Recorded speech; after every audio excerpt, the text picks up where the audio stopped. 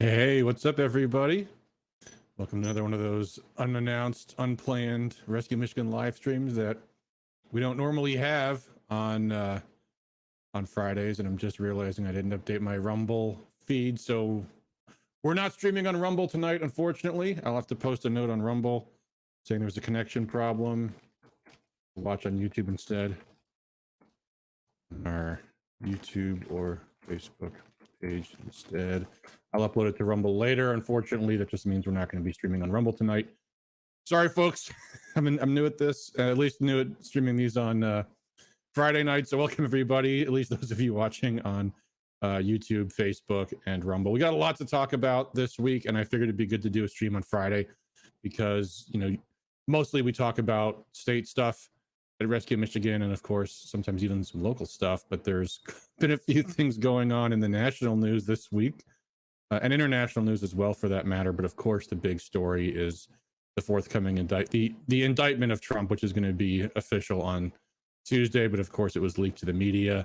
So I did want to talk a little bit about this, and in particular, how people need to react to this, or people should be reacting to this, and how people should be talking about this, which, if you're like me, you've probably seen a lot of coverage about this story already, and it's amazing to me how there's at least one aspect of this that really is not well covered, even by the conservative press, the mainstream right-wing press, even, as it relates to messaging on this issue. I want to talk a little bit about that tonight. So I've got a story up. By the way, hi, everybody on Facebook. Hi, Wendy, Dwayne, Patty, and anyone else watching on Facebook as well, and possibly I guess we have people on Twitter. I have no idea how interaction with the audience works on Twitter. I just know that when I push the button, it sends the stream to Twitter. So folks watching on Twitter, if you want to interact, come catch us over on Facebook or YouTube. And someone that watched the show the other night reminded me, as I always forget to do, that if you guys like this kind of content, remember to hit that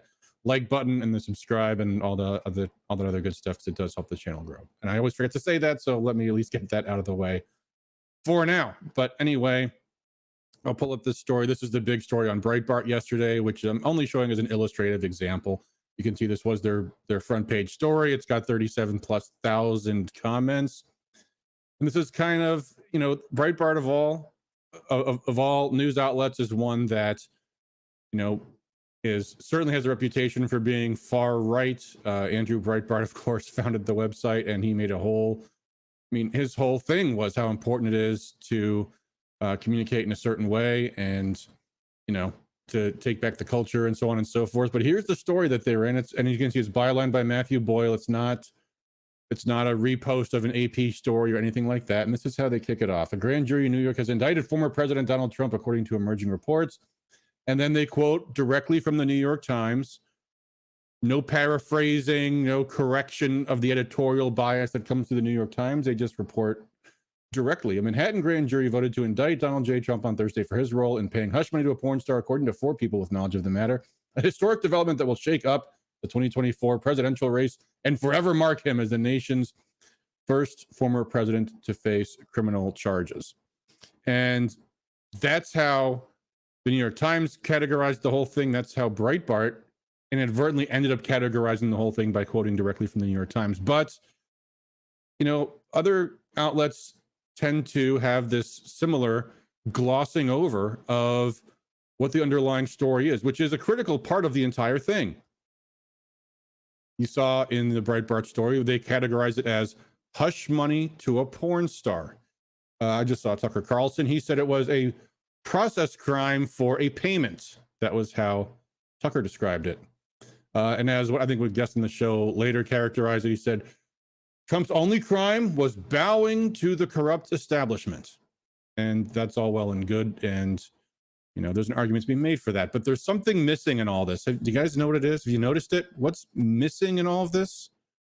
What's this case all about? Well, according to the New York Times via Breitbart, hush money to a porn star. Is that what that was? No, wait, that's not what that was.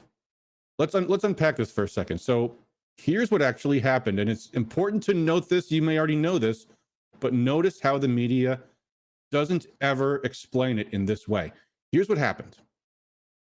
A prostitute, Stormy Daniels, She's a porn star. It's an atrocious euphemism. She's a prostitute. A porn star is a prostitute that lets herself be filmed. She's a prostitute who conspired with a prominent Democratic attorney, Michael Avenatti, to blackmail Donald Trump in 2016. They conspired to blackmail Donald Trump, and as Stormy Daniels later admitted, it was a lie. But that's what she did. They said, I'm going to make up a story. I'm claiming that I had an affair with you, and it's going to damage your presidential campaign. It might cost you the presidency. That would be election interference, but no matter. I'll do it. And even if it ultimately comes out that I made the whole story up, you know what? It's going to irreparably damage your reputation. Before the election, you'll have no remedy. And so Stormy Daniels and Michael Avenatti, who is currently in prison for multiple counts of extortion and many other felonies, he's got a 20 plus years prison sentence, conspired to blackmail Donald Trump.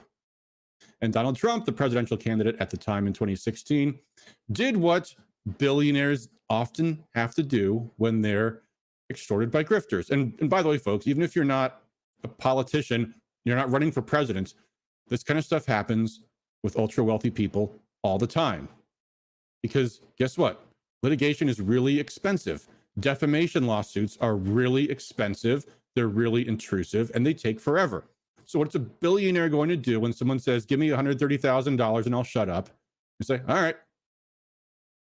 So the genesis of this entire event begins where the media never reminds you it did, with Stormy Daniels, a prostitute, and Michael Avenatti, a professional blackmailer, blackmailing Donald Trump.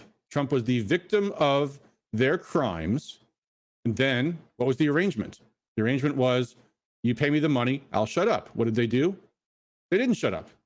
Instead, they broke the agreement and committed the crime anyway of falsely accusing Donald Trump of having the affair, which Stormy Daniels has since admitted was a lie.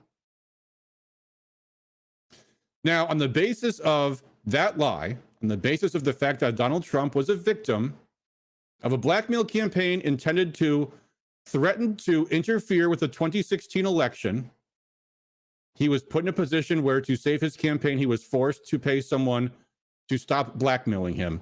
And that person, by the way, blackmailed him, still carried out the threat anyway.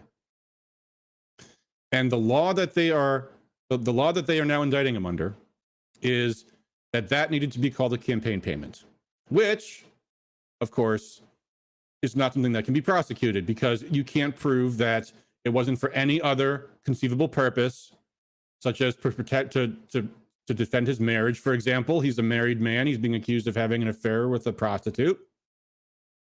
And besides that, he was also under all these agreements because of the shows that he was on, that his contracts are damaged. So he faced serious monetary consequences and potentially millions of dollars in litigation over this whole stunt. And now he's being charged for, according to his lawyer, who's a convicted perjurer, having used that money exclusively for the benefit of his campaign with no conceivable connection to his marriage or anything else. So there's a few points to be made here. The first most important thing is that if you don't cover that essential fact, you end up with what Breitbart News says, or really New York Times says, but Breitbart News did not correct the omission or the editorial bias in the New York Times. And just say it this way: his role in paying hush money to a porn star. Well, that sounds bad as it is. So what is the effect of the indictment? Even if the charges don't stick, even if they're still being prosecuted 2 years from now, the effect is, of course, to dirty up Donald Trump, because he is the presumptive nominee for president. Maybe presumptive is too strong a word, but front runner is not. It doesn't matter if you support Trump or not, or you prefer Ron DeSantis, as I do, but he may not run. It's a fact that he is the front-running candidate. And remember the first false impeachment of Donald J. Trump. What was the circumstances of that event? Well, the circumstances were Joe Biden had corrupt family dealings with the Burisma company in Ukraine, where his son, Hunter Biden, was being paid, I think it was $150,000 a month, even though he had no experience whatsoever in anything related to oil or energy or gas. But he was there as a corrupt institution of the United States, coordinating with Joe Biden on their Ukraine policy, which they were working on plotting to do what they ended up only postponing for 4 years during the Trump presidency, which is to arm Ukraine and start a proxy war with Russia. And a Ukrainian prosecutor was looking into the corrupt Biden family dealings in Ukraine. And Joe Biden, as he admitted in a recording before the Council on Foreign Relations, Joe Biden admitted that he called Ukraine and said, if you don't fire that prosecutor, I'm going to withhold $1 billion in foreign aid. And then, as Joe Biden put it, son of a bitch, they fired him. So Joe Biden openly bragged about protecting his own family's corruption by firing the prosecutor. And then Donald Trump, when president, made a comment to Vladimir Zelensky about how you should look into that. And according to his impeachment, that first impeachment, what did they claim? They claimed that Donald Trump interfered with the government of Ukraine by threatening to withhold money, the very thing that Joe Biden actually did and admitted to. And they claimed that his having done that was done to interfere with the presidential election in the United States in a time when Joe Biden was floundering in the polls and was not known to be the man who would be the nominee for president at the time. In fact, he had done very poorly in Iowa. He'd done very poorly in New Hampshire. Had the Jim Clyburn political machine not kicked in South Carolina and the national machine kicked in immediately after that and chased all the candidates out of the race, nobody would have thought Joe Biden was actually going to be the nominee for the Democrat Party in that year. And in fact, of course, at the time, Joe Biden, it wouldn't even matter if he was the candidate. He was the former vice president. That's all he was. So the gall is so shocking. On one hand, they are now claiming that Donald Trump, who they impeached over the perception that he may have interfered in his own election for president for re-election in 2016 or in 2020. Now, these very same people have absolutely no problem weaponizing the legal system to interfere in the 2024 election on the basis of the fact that Donald Trump, the victim of the blackmail of a Democrat attorney who himself almost ran for president and even raised money to run for president, defended his own reputation in a way that would prevent Democrat operatives, including Michael Avenatti, from stealing the election from him in 2016. That's where we are in all of this. And the reason why I want to emphasize all of this is, again, going back to how the conservative media covers this stuff. And I'm not saying this to say, hate whoever for not covering it this way. But to the extent that we all have a role to play in informing people about what's going on in the world, because the mass media doesn't, this is the point that you have to go to first.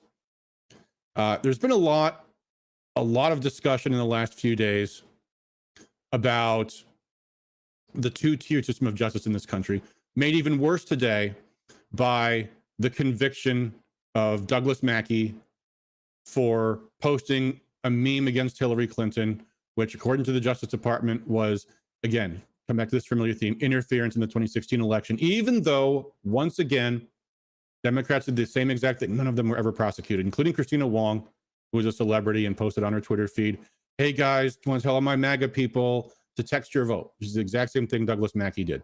And people are making the point, this is a two-tiered system of justice. And yes, it is. Okay, I get that. It is. But if you don't convey the totality of it, it's a weak argument. Because what are the Democrats saying right now? No one is above the law. And of course, they are above the law. But you have to convey the entire totality of the two-tiered system to be able to make that into an effective argument. I actually heard Molly Hemingway just put it brilliantly on Tucker. She made the point. There is no justice if you're a Democrat. You can do anything that you want. You can assault a state capitol, as the radical transgender terrorists did in Tennessee, I think today. You can assault the U.S. Supreme Court, as they did during the Kavanaugh nomination. You can burn down police precincts and occupy a federal courthouse, as Antifa did for a period of weeks a few years ago in Washington state.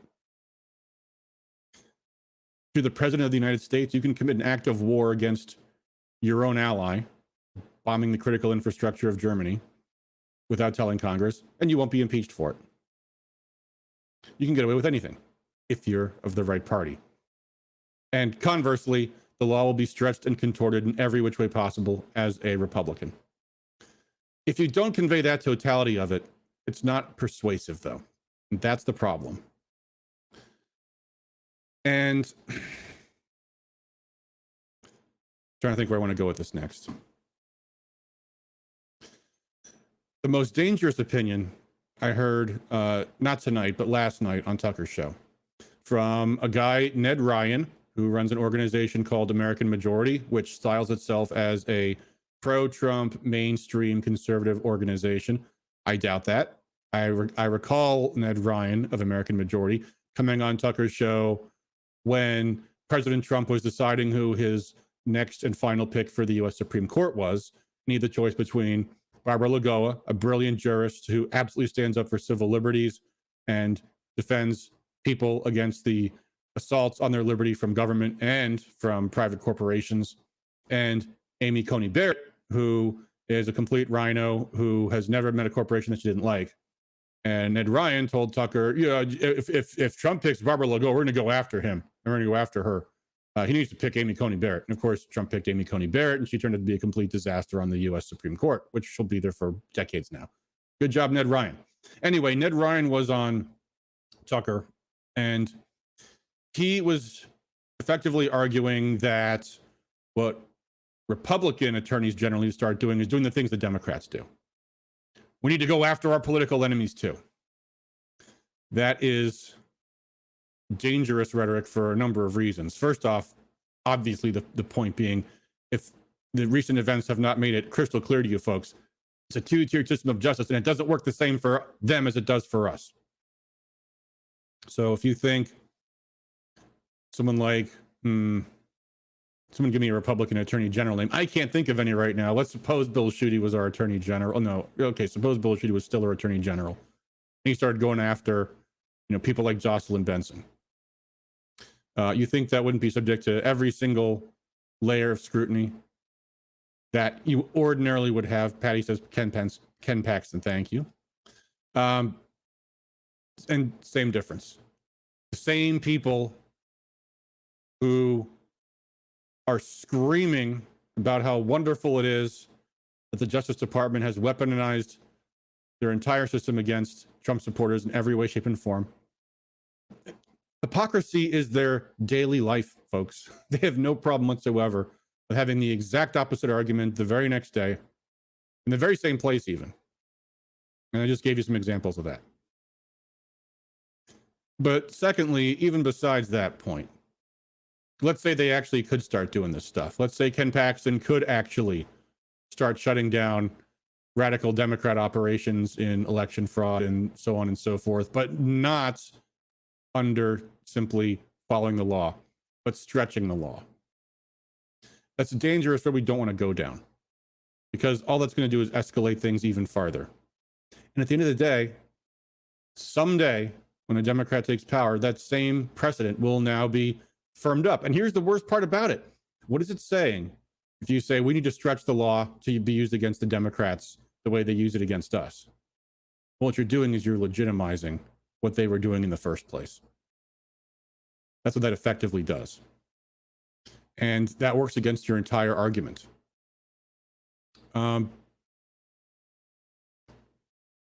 There is a better way. And the place to turn to really look for how we get out of this is the civil rights movement, and in particular Martin Luther King's civil rights movement, as opposed to that of the black nationalist terrorists like Ron Karenga's United Slaves and the rest of them. Martin Luther King taught people was the thing that you fear the most, do it no matter what the intimidation is telling you can't do. And By the way, the intimidation and the threats in those days against black people in this country were real. Don't deny that. It was a two-tiered system of justice in this country. And black people understood that you were begging for trouble from the government if you went to go out and try to register people to vote, or to not refuse to sit at the back of the bus and everything else. He said, you know what? Let's all do it. Everybody do it. Don't be ashamed. And they taught each other how to take beatings. And they sang freedom songs in jail. As the January 6th protesters are, by the way, to this day. They are trying to get you to be violent. They are hoping that you pull the trigger. Because they know that when you do, it won't be the way it is for that transgender terrorist that just murdered those Christians earlier this week. That person is now called a victim. But you won't be.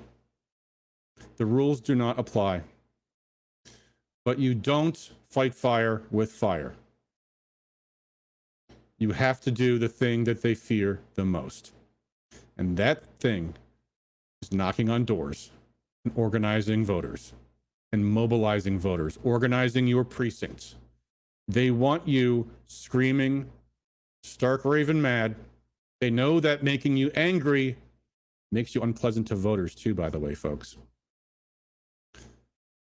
You need to do what it takes to be effective to persuade the most number of voters you possibly can. The Democrats are extreme. And the point to be made about this is the fact that not one Democrat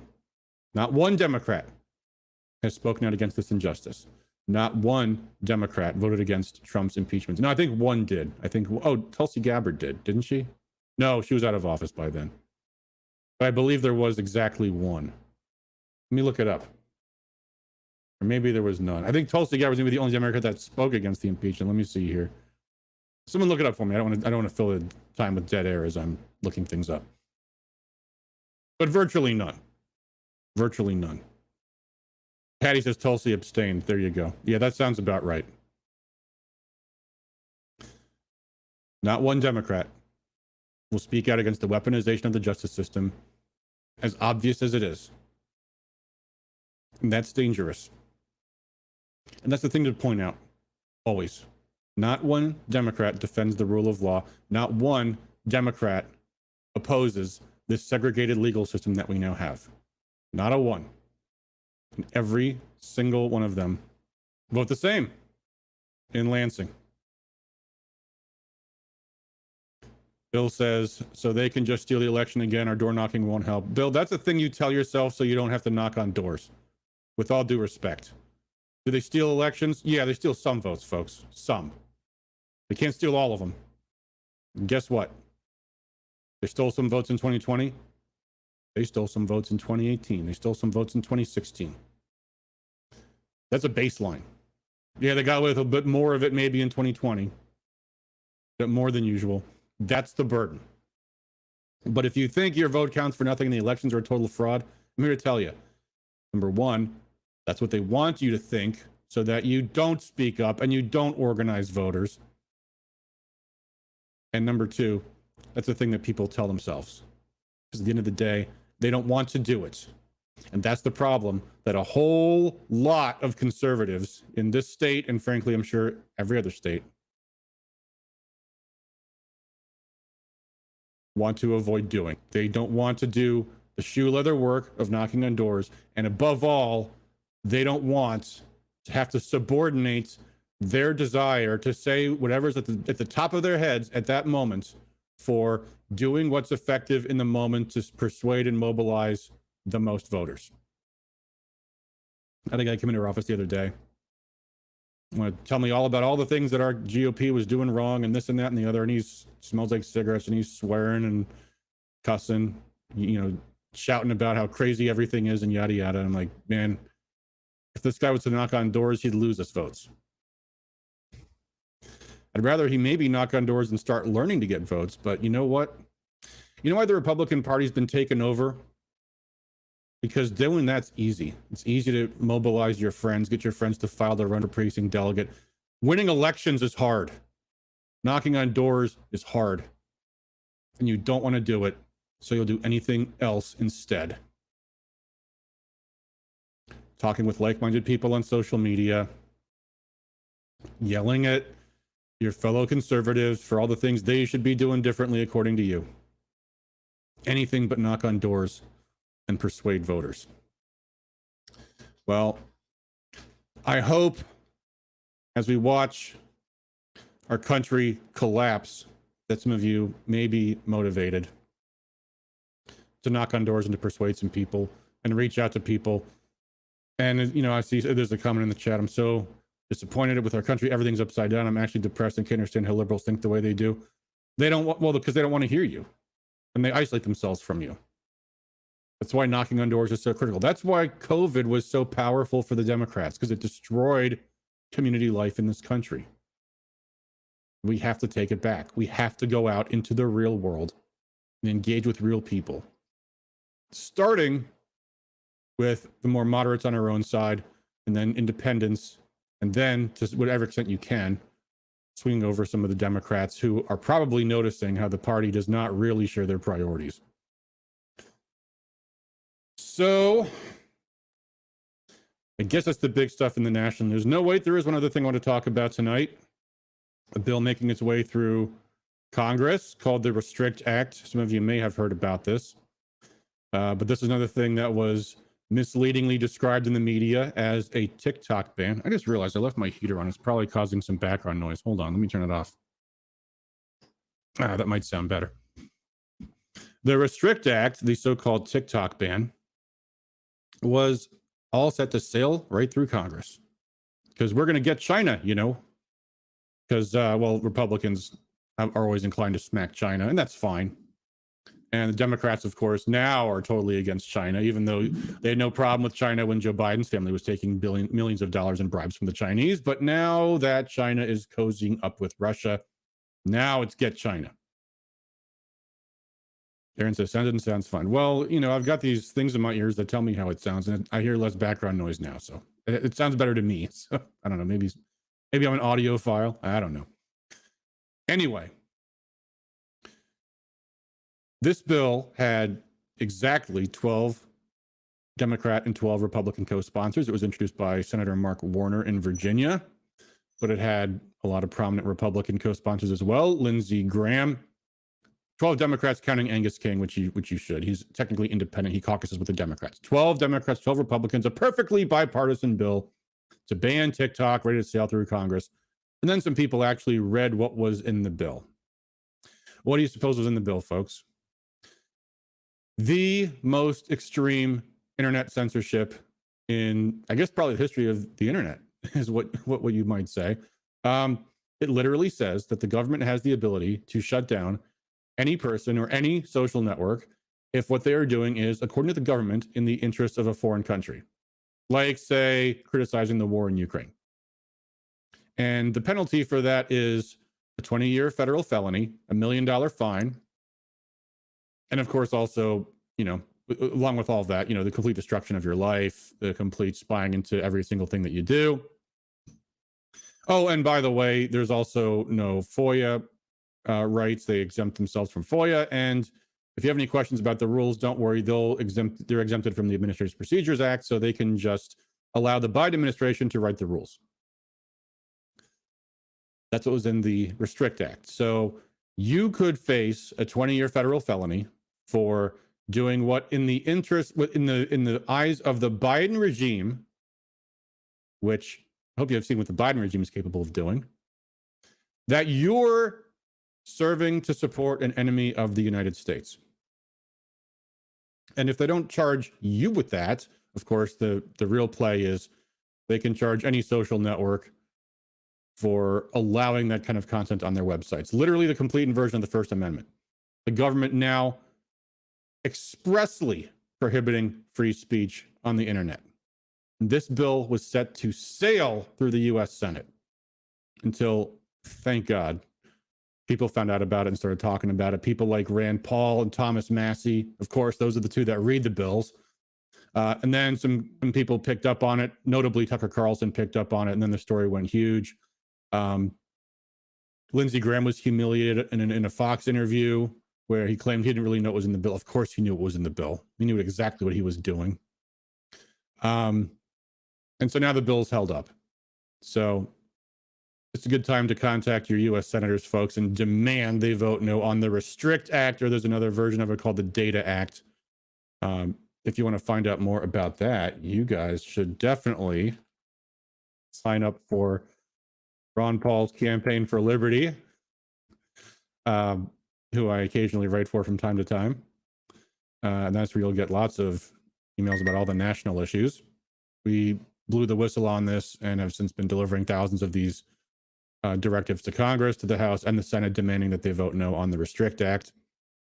And since then, they even try to trick play Josh Hawley, who has often been very good, but I remember there was something he did, and I forget what it was exactly. It was a few years ago, but I think it was something on this very same topic. It's something to do with free speech on the internet in China or something like that, where Hawley went bad. Well, Hawley tried to pass with unanimous consent his own version of the Restrict Act. It was watered down, but it was still serious.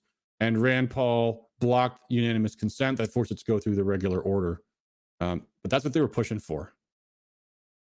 And it wasn't obviously everyone knows TikTok is bad. Sure. I would say even if it was only a banned TikTok bill, despite, obviously social media is bad for the public and China's bad and all that stuff, there still is probably First Amendment concerns with banning TikTok. I mean, bad as they may be, they are used by 150 million Americans.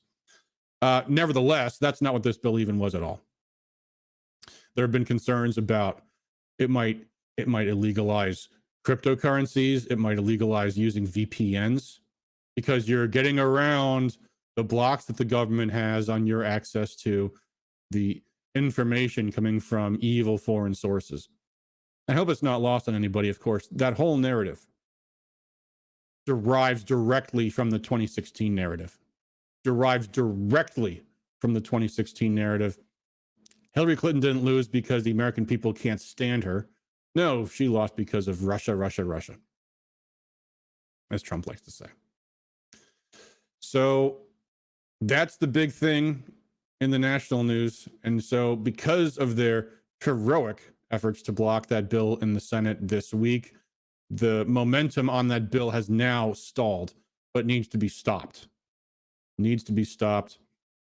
So spread the word about the Restrict Act and let people know, because a lot of people went south on this. As I said, Josh Hawley is the worst offender. But here we go. Look at this on Congress.gov. It's now one of the most viewed bills. There you go. That's interesting. Sounds like word's getting around about this. By the way, folks, it occurred to me when I worked in Washington, this site used to be called Thomas.gov. Now it's Congress.gov. It's Thomas.gov is defunct. I wonder if the commies canceled Thomas Jefferson, because it was originally named Thomas.gov because of Thomas Jefferson's role in creating the Library of Congress. But anyway, here's the bill. Here's the text here's the summary of the bill.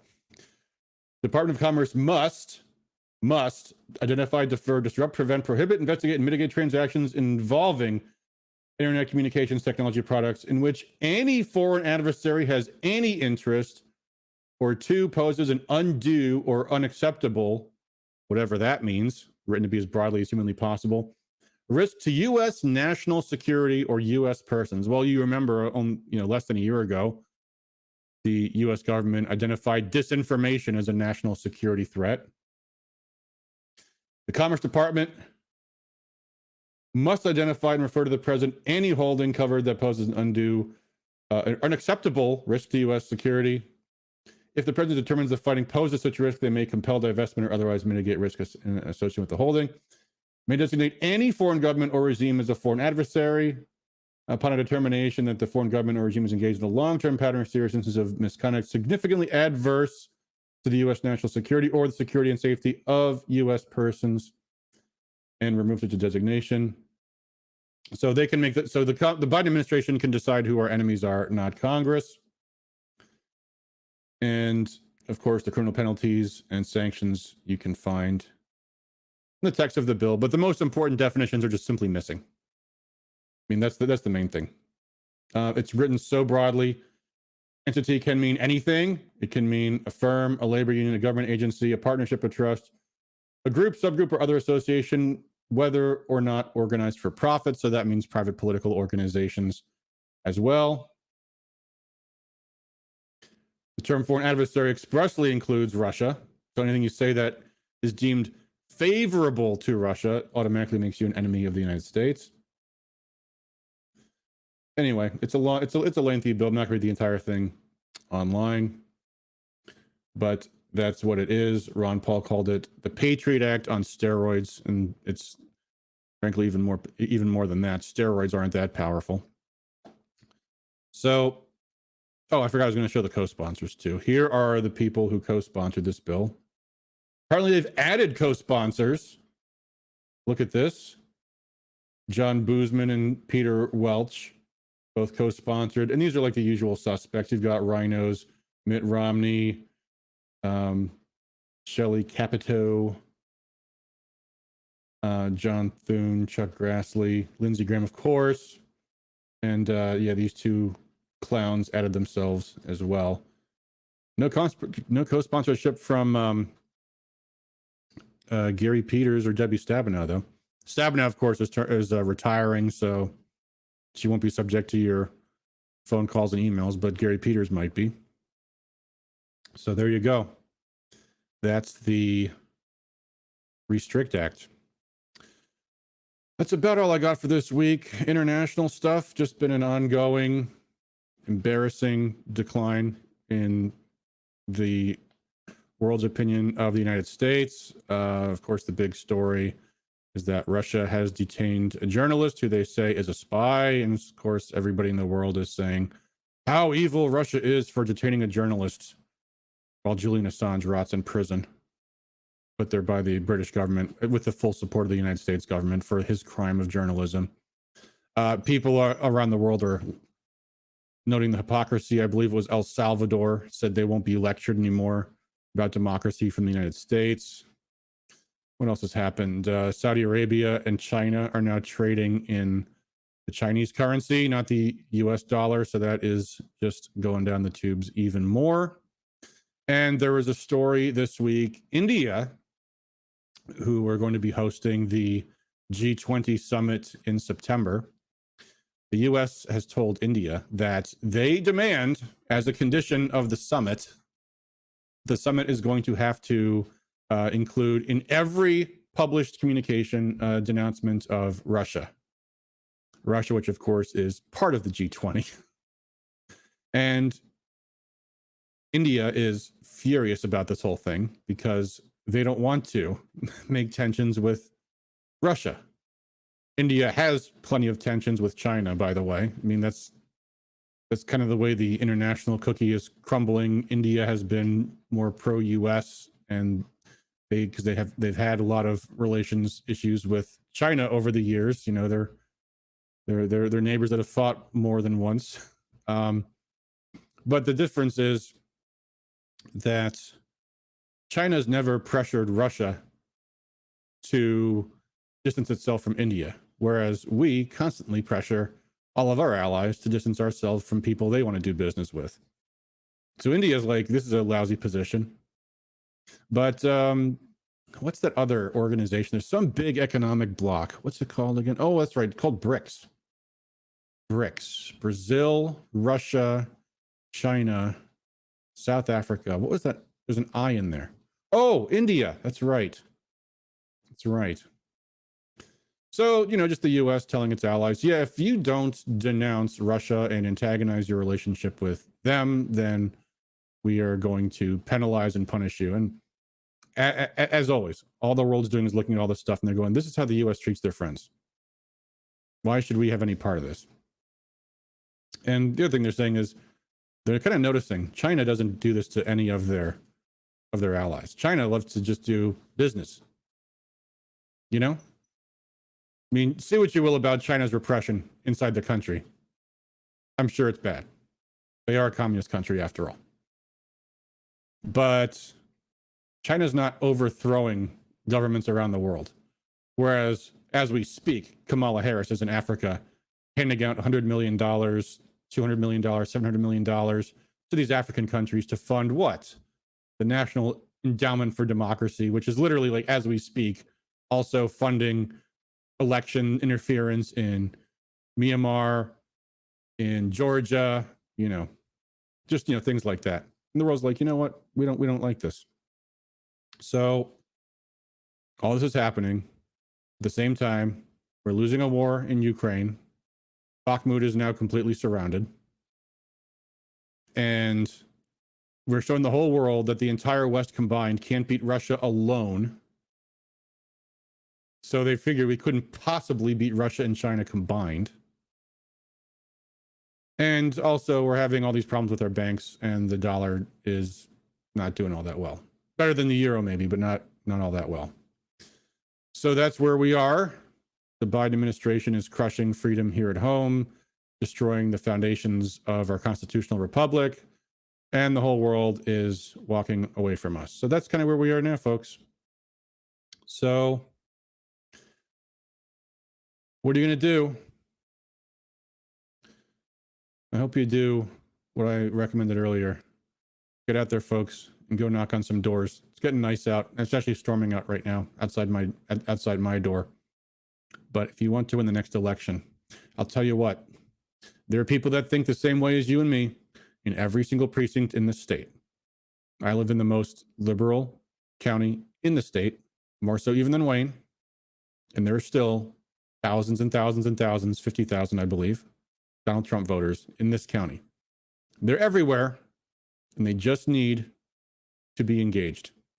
So hope we all make a promise to ourselves that we will organize our precincts this year. That's all for me for tonight. We'll go back to talking about all the crazy state level stuff this Sunday on our regular weekly live stream. Hopefully we'll be streaming on Rumble as well. Sunday night, 9 p.m. And until then, as always, thanks all you guys do for liberty. Talk to you.